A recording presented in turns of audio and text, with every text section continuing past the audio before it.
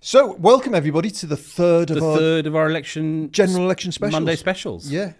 And we're very near to the election now. It's getting close, but weirdly, contradictorily, it feels like it's sort of lulled in the last few days, I think, doesn't it? yes. And today, Monday, was a strange day because it was meant to be, or it'd been programmed to be, a big day for Labour with Keir Starmer and Rachel Reeves, the Shadow Chancellor, who, if the polls are right, will be Prime Minister and Chancellor respectively in less than 20 days. Weeks. That's right, yeah. Talking about the economy and green jobs and their investment plans. And they were completely wiped off the news map by guess who? Well, the guy. It's becoming a bit of a who sucks the oxygen from everything. A bit of a refrain, isn't it? Nigel Farage, with his friend and former leader and money man, valet, his bag man, Richard Tice, launching what they ludicrously called their Reform Party's contract with you, which is a thinly veiled reference to, I'm not sure it's even veiled, to Newt Gingrich's contract with America in 1994. And the gimmick is that manifestos are full of lies, whereas this is a contract, and so the people of Britain can know they can trust, of course, Farage and Tice. Because I would certainly trust any contract that they put in front of me. I wouldn't bother reading any of the small print on that. I mean, for a start, look how he delivered on Brexit. Yeah, right? to the absolute letter. Show not tell, Matt. Show not tell. Right. So, and of course, it is I skimmed it, and it's a document of complete nonsense, talking about massive tax cuts, completely unfunded, in as much as they claim to be funded, looking for £90 billion worth of waste to cut. Yeah, it was full of massive round numbers, wasn't it? Yes, and the other thing that they're proposing, which I really don't think is a good idea, is that the Bank of England should stop paying off its debt. Right. Now, I'm no economist, right? Argentina tried that once. Didn't go well. Not usually a recipe for international financial stability or the reputation of the currency or indeed the country. Maybe it gives you some insight into how Nigel Farage and Richard Tice think. It does. Also, there were some interesting things in it, just sort of subsets. One is that if you had to look at the quadrant where there's real danger, I think, from a populist attack, it is sort of tough on social issues, especially immigration, but high spending on public services. Yeah. And what's interesting is that Farage is rather weirdly and eccentrically attached to the French idea of the health service, which is mutualism and insurance-based, which just won't play with the kind of voters he's going for. I mean, they like the NHS, hence the bus. And in the 2016 referendum, I mean, the NHS has always been crucial to the Brexit offer. So I think that will confuse people. Yes. And I'm glad he said that, because I think anything that makes him sound silly is good. But the trick, isn't it, with these populist manifestos, is that you get a free shot, don't you? Because you're never going to have to deliver them. But what you're trying to achieve is a bunch of sentences that people will find themselves that's not such a bad idea, is it? No, I mean, that is exactly right. They'll be pleased with 3 or 4 seats in this parliament. Yeah. So the detail of what they say in this contract is much more to do with feeling and the general impression it gives. And Tice is not in Farage's league as a showman, but the two of them did have this sort of brash, slightly vulgar confidence. And as usual, the media were mesmerised. Even those sections of the media that were horrified, it was leading the news. And there was Farage on the prime slot on the Today programme this morning, the 8:10, saying, yes, he definitely wants to be Prime Minister in 2029. Yeah, amazing. As the New European warned in October. Yeah, I mean, for those who don't know, we had a front page of Farage, however you want to say it, stood outside number 10 with his arms raised in victory, and the headline, yes, it could happen. And there were a few people who sort of mocked the idea even as short ago as that. I mean, people said to me, well, that was going a bit far, wasn't it? Yeah, they're not saying it now. No, I mean, what Farage is banking on, and it's not a ridiculous plan, is that the Tories are going to lose cataclysmically. The latest MRP poll shows them being down on 72 incredible seats. Now, we don't know how accurate that is. There's been a sort of range of predictions in these mass polls, but they're all very low. the number. In some cases, historically low. And you can't help but feel that this is going to be certainly bigger than 1997, when Blair won a very big majority. I think the record is Baldwin, in modern times, is Baldwin with 210. Wow, so it could be the biggest ever. It could be. There's a Ramsay MacDonald national government one, but that's cheating because it's a coalition. It was a coalition. So a single party majority, 210. And then, of course, what happens to the Tory party after this oblivion is what's interesting. Yanis Varoufakis was on Politics Live. Oh, yes. What is it, Politics Live or Politics Daily? I think it's called Politics The Live. one Joe Coburn introduces Coburn on BBC Two. Very good, I think. It's a good show, I think it's one of the best.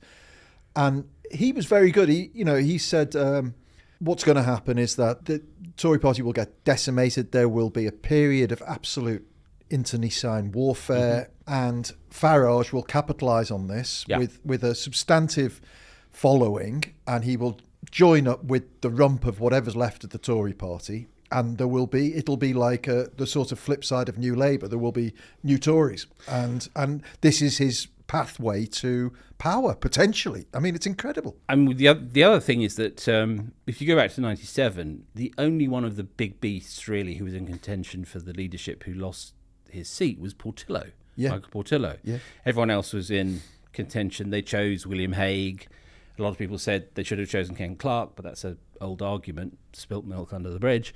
Now, there's a very real chance that a lot of the remaining, are they big beasts? I'm not sure, but at least the recognisable names in the party, who knows who will have survived, who knows who will have... And it's going to be an extraordinary night, isn't it? If Farage does get his seat in Clacton, that will be enormously important just as a kick-off, because he will have a stature which will appeal. There'll be a lot of Tories of whatever ideological stamp, frankly, who think we need a leader who cuts through, who already has a name recognition on the streets. Well, how does he compare to... Because, of course, the other guy who's got that name recognition, but one assumes is now part of history, is Boris Johnson.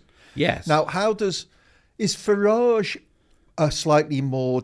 Well, a much more scary, but much more competent version of Boris Johnson? No, I think they're very different. I mean, it's interesting how in his speech today, Farage, and it's not the first time he's done this, but he attacked what he called the Oxford University Club of Westminster politics, which is not actually untrue, to be fair.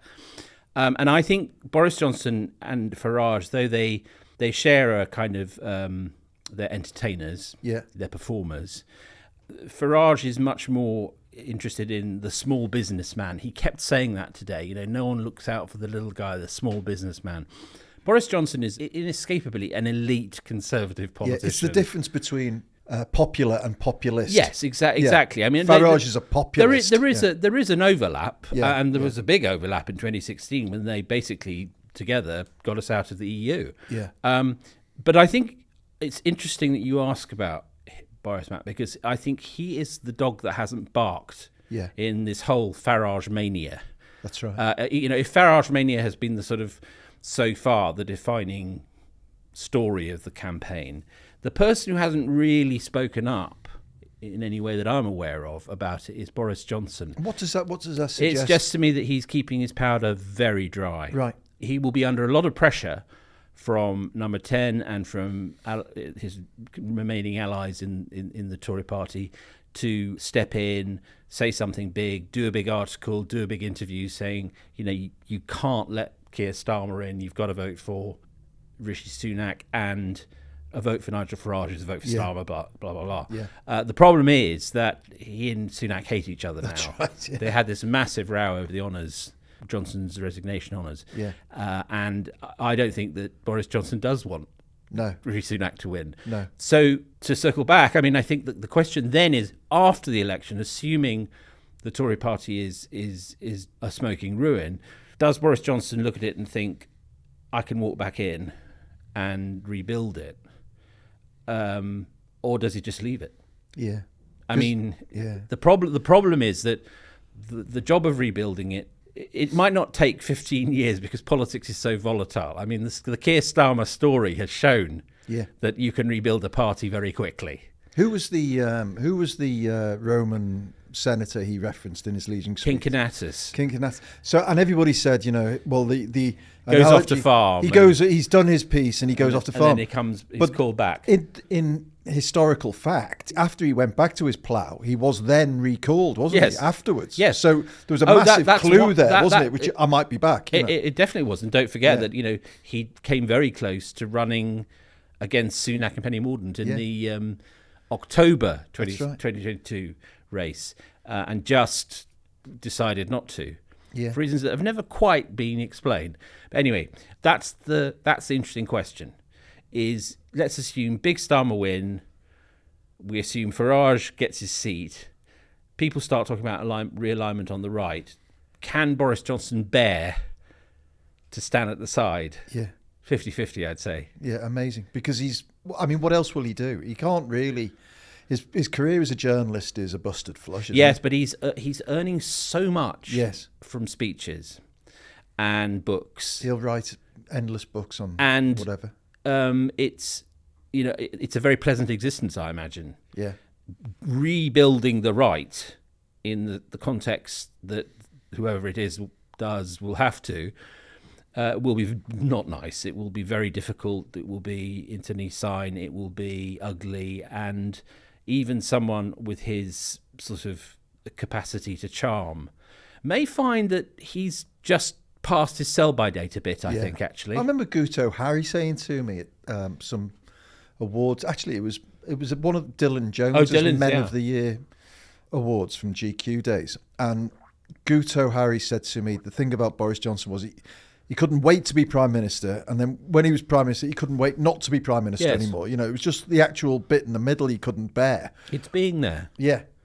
Having ticked the box. It's the ultimate bauble. I mean, you see, I think the difference between them is Farage is... It's odd because he presents himself as a sort of figure out of time, a nostalgist, the barber and, the kind of old-fashioned look. Yeah.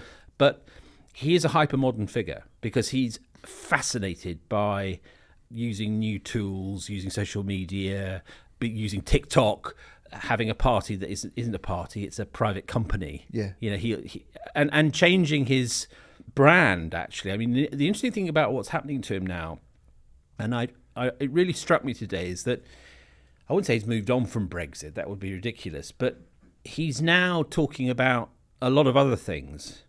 And that may not be to his benefit, actually, because other than immigration, he hasn't got a big theme tune. Yeah. Talking about a French health system, that also doesn't get out of the room. The interview he did with Michelle Hussein on the Today programme last week, he ended up saying, "Okay, we'll do that then if it makes you happy." When he was put under any kind of intense scrutiny, yes, there was nothing to support it. It was all blah blah blah blah blah, and he just ended up blagging his way out of it. But what I thought was extraordinary about that was, can you imagine if Sunak or Starmer or Ed Davey, Caroline Lucas, anybody said, "Oh, well, go on, we'll just do that then, if that makes you happy," it would be career-ending. No, absolutely. But with him, it's like there's clearly a significant part of the population thinks he's being mithered. Leave him alone. Let him get on with it. And I think that part of the nonsense of it is that there's been now a couple of decades, maybe more, where anyone who's a disruptor, Cap D, is hailed as somehow a genius. Yeah. This comes very much, of course, from the world of tech. If you're a disruptor, if you move fast and break things, you're axiomatically a very clever person. Well, I would personally like to meet someone who moves fast and fixes things. That's what I'm after. I think there's been enough breaking for a while, and but Farage is a sort of, he can't help himself. He's a disruptor to his core. So now what he wants to do is disrupt the very old Conservative Party movement, turn it to his ends, and become Prime Minister, which is insane when you say it out loud. But we are now a few steps closer. No more. It is now absolutely within the realm of the conceivable. And the one thing we know about Nigel Farage is that he is a tenacious bugger. He really is. And he's also... He has more foresight than most on the right. So he spotted I mean, I said that he only had immigration, but I regret to say the other thing he has is net zero, because he saw that net zero was going to involve costs. Yeah. And that he could turn that, and this was 2 or 3 years ago he started doing this, this is going to cost people, it's going to be an imposition, why should Brits pay for the emissions from other parts of the world, and demanding in a referendum on net zero. And if he does become an MP, that will be one of his big fixations. So, and another thing is the woke agenda, which is writ large in this contract thing they've pulled together. And there's a line in it where it says it will be mandatory that parents are consulted about what their children are discussing at school, vis-a-vis gender, diversity, all of this stuff. And you can see most people would sit there and say, well, of course parents should be. It's just common sense. And then, so the whole psychology of it is, and of course most parents would be. Yes. So the whole psychology is presenting these straw men fear targets and saying, no, we'll knock them away. We'll knock all these terrible monsters away. The problem is, and this is exactly like Thatcher and the loony left in the 80s, is they're just true enough. Yeah, that's right. To strike a chord. Yeah. So I don't think most people are remotely interested in wokery or culture wars, but they'll be dimly aware that in some areas of public services, schools, what's going on at their kids' colleges and so on, there are things happening which aren't quite what they think they should be. And that's what Farage is clinging to. Yeah. And I mean, you hear people around for Starmer saying, Christ, I hope that we don't get lots of journalists asking him, can a woman have a penis, right? Yeah. And the reason for that is that technically Starmer thinks they can. And the minute he's forced into that position, 99% of voters go, what? That's right. Well, where did that come from? That's right. Now, leaving value judgments aside, that's the electoral reality of it. Yeah. And so Farage is, in his sort of inimitable way, searching for the lowest common denominator and clinging to it. So here's a little game for you. Yeah. Right? So here's somebody else's social contract. Right. So the social contract that was put before the nation was an 8-hour work day, a minimum wage. These were all new innovations. Minimum wage, workers' representation in the boardroom, reorganisation of public transport and the railways. That's a bit of a giveaway. Yeah. The railway there is a big I think giveaway. I'm beginning to get So warm. you know where this is going. Universal suffrage, proportional representation, voting for women, abolition of the Senate. This is Mussolini in 1918 with the first fascist manifesto, and these are all things where everyone's sitting there going, yep, great. Yep. Fascism always begins democratically. Yeah, absolutely. That's an almost iron law of fascism. But it's not the point where it starts, is it, unfortunately? It's what the intent is behind it all. It's the intent. So his social contract doesn't matter. Toss what he promises. It's what's his intent. Yes, exactly. You promise the earth, and you make sure that you have a bunch of enemies. Yeah. And he's always been good at isolating and identifying enemies. And it's not pretty. It's people in boats, it's immigrants, it's scroungers, it's the liberal elite. The list. I mean, they had the guy on. I mean, this is the day we're recording this on Thursday, and the lead story in the BBC for most of the day was the allegation that Greek border patrol boats had actively thrown migrants overboard to their death. Right. Yeah. This is the day. And on Politics Live on the BBC Two, they had the Deputy of Reform being asked specifically by Joe Coburn, is this still your policy? Yeah. To push back, to send them back, and he said, absolutely. We've got to send a message. It's like unreal. It takes the worst of humanity and turns it into a plan. And it was interesting, on the Today programme this morning, he was pressed on Trump and January the 6th. And he was very reluctant to go any further than saying that Trump had to accept the result. Yeah. He implied that there had been electoral malpractice in order to achieve Biden's victory. And then on January the 6th, he said what happened on January the 6th should not have happened. Of that, there's no doubt whatsoever. But did Trump actually urge people to storm the Capitol? No, he didn't. He said, go in peace to the protesters, but they didn't. That's a lie, actually. Yeah. What he said was, if you don't fight like hell, you're not going to have a country anymore. Yeah. And he, in spite of repeated calls from Nancy Pelosi, the then Speaker of the House, and other senior politicians and members of his family to intervene in those crucial 4 hours, he wouldn't. That's right. So Farage shouldn't be allowed to get away with that one. I mean, right, listen, I'll tell you what, that is a brilliant point to segue into part two after a very short break. See you on the other side.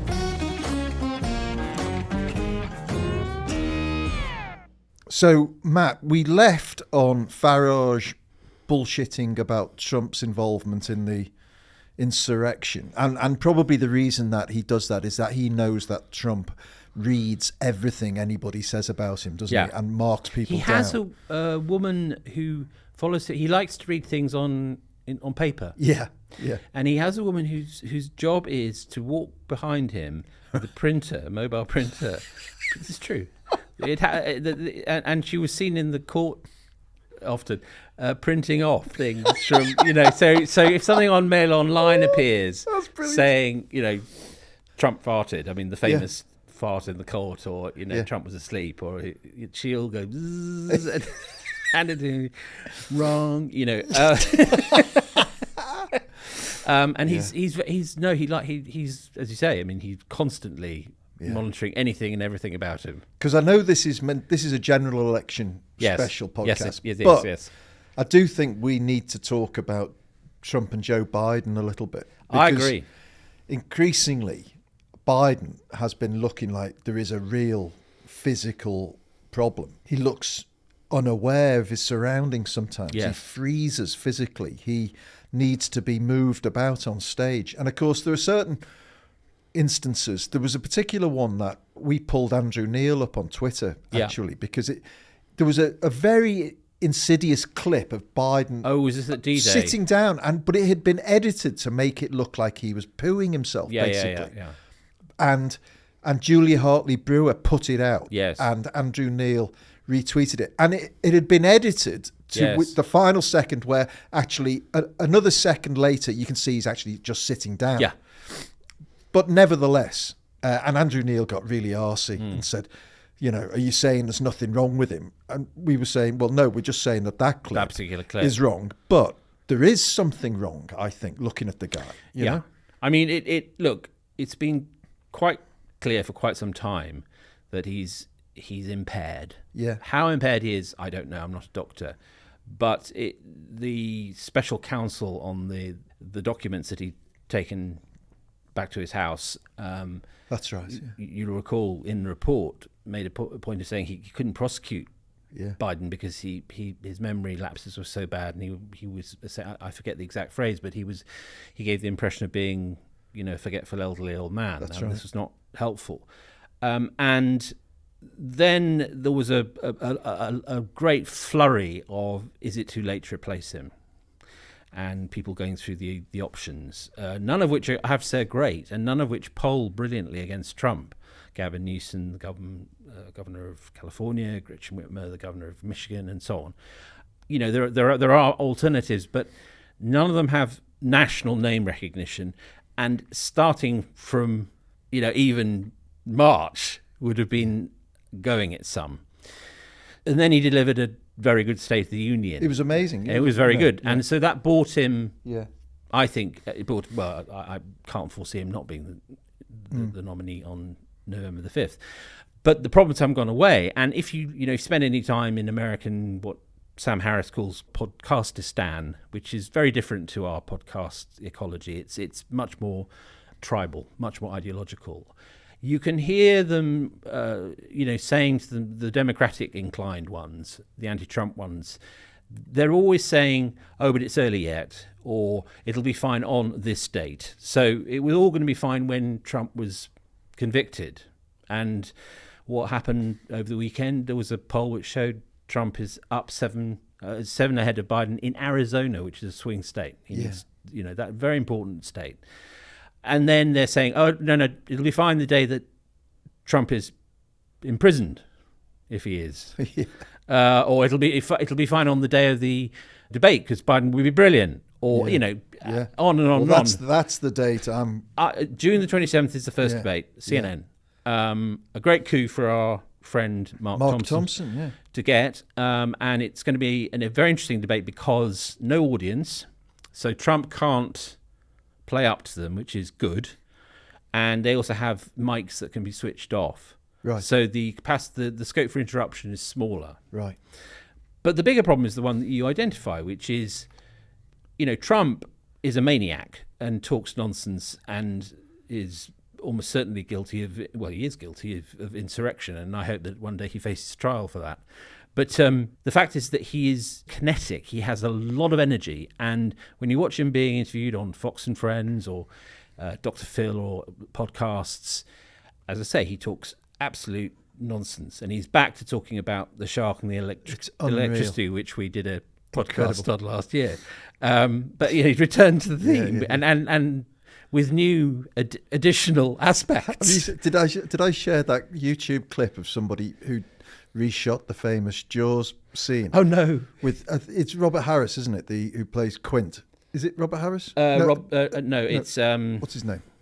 Who played Quint? Anyway, yeah. Quint is saying, that scene where they're below decks, yes, and they're getting drunk, and he's talking. In the real film, he's talking about the USS Indianapolis. Yes, but they've redone it with lip synced to Trump's thing. Oh really? And the boat goes down.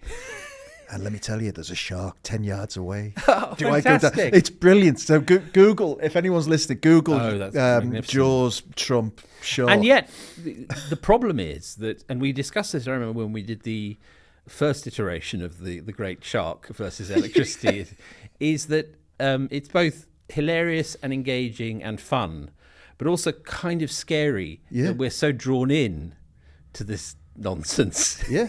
No, I mean, it's just like stream of consciousness. It's just a madness. stream of consciousness. But he's so... Robert Shaw, thank you, He's so entertaining. No, he really is. It's compelling. And I don't know what's happened to him, but he was quite a diminished figure after he lost on January the 6th. And I thought, even if he wants to stand again, he's not got the beans. But he is full of beans. But that debate is going to be absolutely critical. It really is. And then every other moment where they go head to head. Yeah, and then there's the conventions. The Republicans have theirs in Milwaukee. Trump excelled himself in front of the Republican congressman on the Hill the other day by saying, Milwaukee, very dirty city. It's like it was a closed meeting, but it was quite likely to leak that. Milwaukee, where he's going for the national convention of his party. Right? Talking of Trump and derangement syndrome. Now, you forwarded to me his annual Father's Day message. Oh my God! I must be honest. I didn't realise was a thing, but it is, isn't it? Well, I didn't really. I mean, I'm not sure he's done one every year. He did one in 2021, which was addressed to Happy Father's Day to all losers. Well, this one's very much in the same vein. Yes, but it's how can I put it? It's more extensive. Have you got it? I've got it, and I'll. So if you can imagine this, this was on Instagram, right?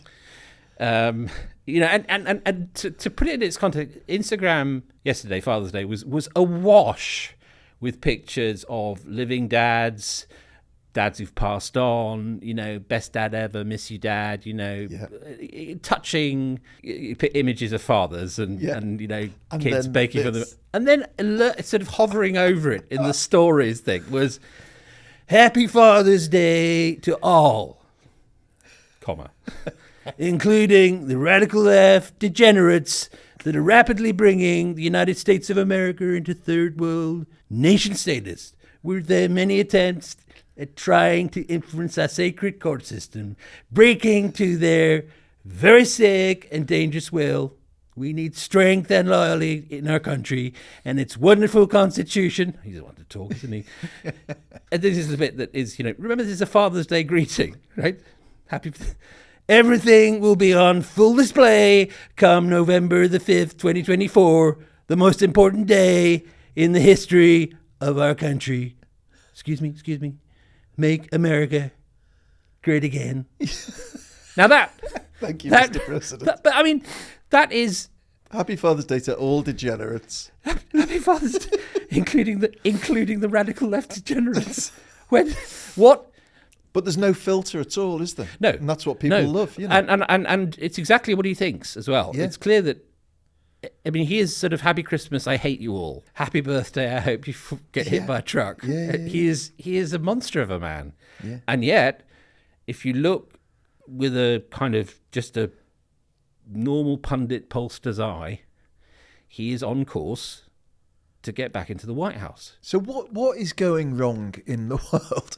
I mean, we've spent now, what is it? We've spent like half an hour or more talking about Nigel Farage, yes, and talking about Donald Trump, and we haven't really talked about any of the substance of them, if there is any. Well, because we've just talked about them and the way they present. To turn the focus back on people of our sort of values, progressives, centrists, anti-populists, anti-nationalists, you know, to quote another of our favourites, Withnell and I, in the words of Presuming Ed, we have failed to paint it black, right? We haven't, I mean, we have to own this, that 8 years have passed since Brexit and Trump was being elected, and we haven't got there yet, and finding a way to fight back against them. And you and I think sort of in the one of the things that I've enjoyed most about these podcasts is that we've discussed so often the need to get a narrative, quite pugilistic form of progressivism going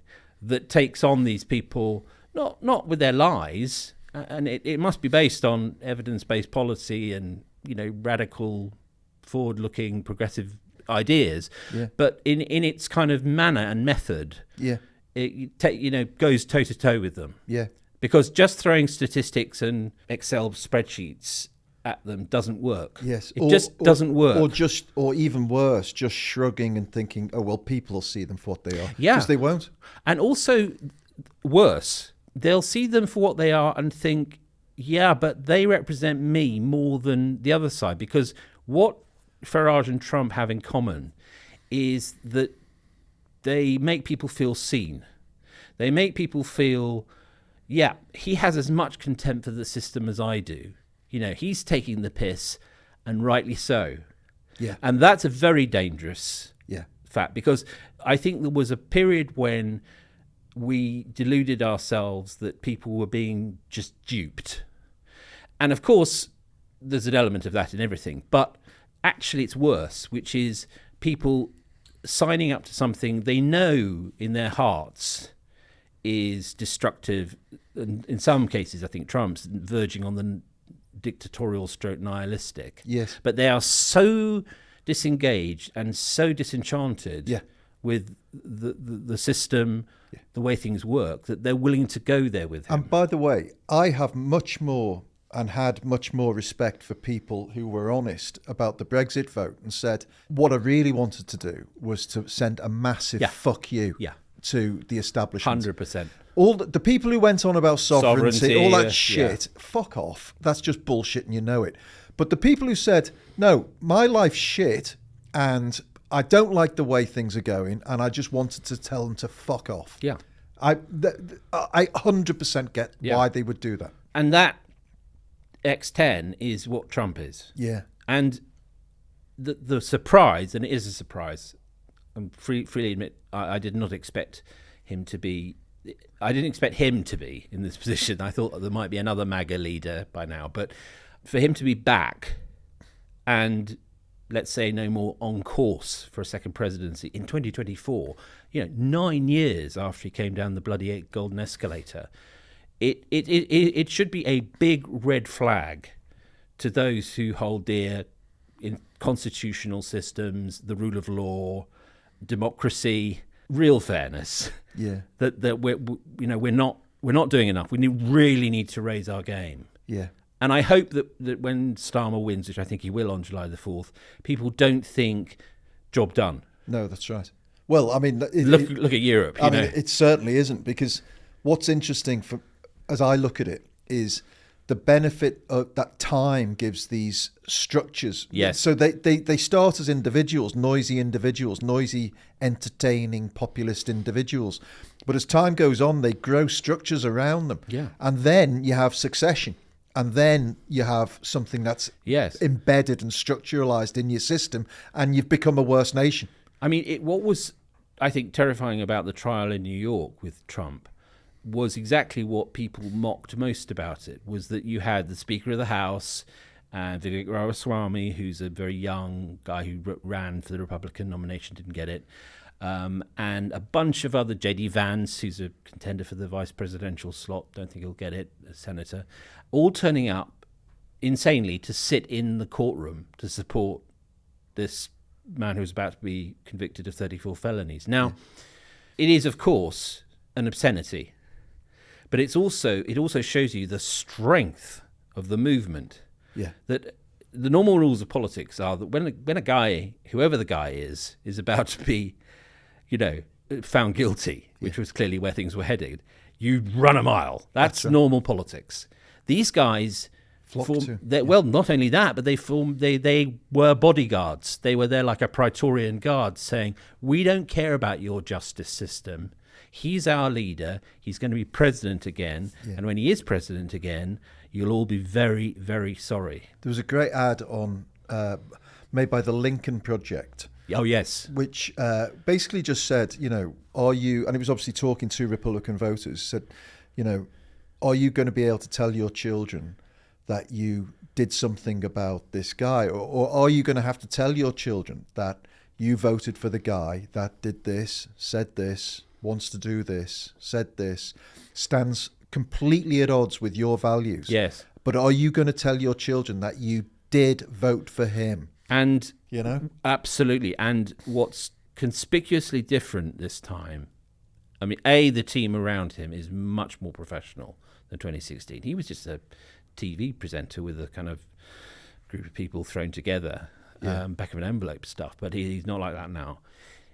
And the whole plan is available online. It's called Project 2025, and it's been built up by a bunch of Trump sympathetic think tanks, and it is detailed, and it tells you exactly what they're going to do, ranging from going into inner cities to take individuals out of homes because they are undocumented immigrants, to politicizing the civil service down to its middle layers, to using the army in law and order situations, which, by the way, is against the Posse Comitatus Act. I don't know how they're going to do that. And they're hoping they'll get 2 more Supreme Court justices. I could go on. Yeah. The point is, it's there. It's all there. I mean, you don't have to guess. Yeah. It's all written down what he's going to do if he gets in. Yeah. So terrifying. So we've ended up talking about manifestos and, and actually, what's between the lines and behind the statements. And it's bloody terrifying. It is. And although manifestos are mocked and knocked and said to be drab and dreary, and they often are, they're worth reading because, for example, just one little thing is when Starmer started saying we were not going to raise taxes on working people, the working people kind of got left out, and it's now perfectly clear that they are going to raise taxes, but just not on people of a certain certain category, and actually that's fine, but listen to what they say. Yes, that's right. Don't assume it's just platitudinous. And look at every single word. Every bloody word is there for a reason. Because and it's been argued over. There's a reason West Streeting couldn't rule out capital gains taxes rising, because clearly they're going to rise, that's right? Yeah, and actually, they probably should. That's right. Right? That's right. But, come listen to what they say. Good point to end. Yeah. Thank you very much. I hope you found that worthwhile. Time well spent. We enjoyed doing it. We always enjoy doing it. We'll be back on Thursday. We'll record on Thursday. And we'll be back on Friday morning for our regular podcast. Please consider subscribing to the New European. It's the best way to help support this podcast. Great issue coming up. Great issue coming up. Really powerful. Really good issue. And a very strong cover about we have to talk about Brexit. And which is the one thing everybody seems to have a conspiracy about not talking about. But anyway, so that's happening. You can subscribe from just £1 a week. So think about what else £1 a week buys you and ask yourself whether some supporting independent quality journalism that reflects your values is worth spending £1 a week on. And if the answer is yes, go to www.theneweuropean.co.uk/2mats, number 2, MATTS, and there's a link in the show notes. And I'll tell you what I'll do. I'll give you a free £25 voucher to spend in the New European shop if you subscribe this week. That's £25. £25. 25 of those pounds of that you were talking about English earlier. pounds. That's right. I'll give you them straight back. You can buy something great with that at our shop. So thanks as ever to our friends at Rethink Audio for producing this podcast, led this week by Ollie Peart. Thank you, Ollie. And we'll see you on Friday. Have a good week. Have a great week.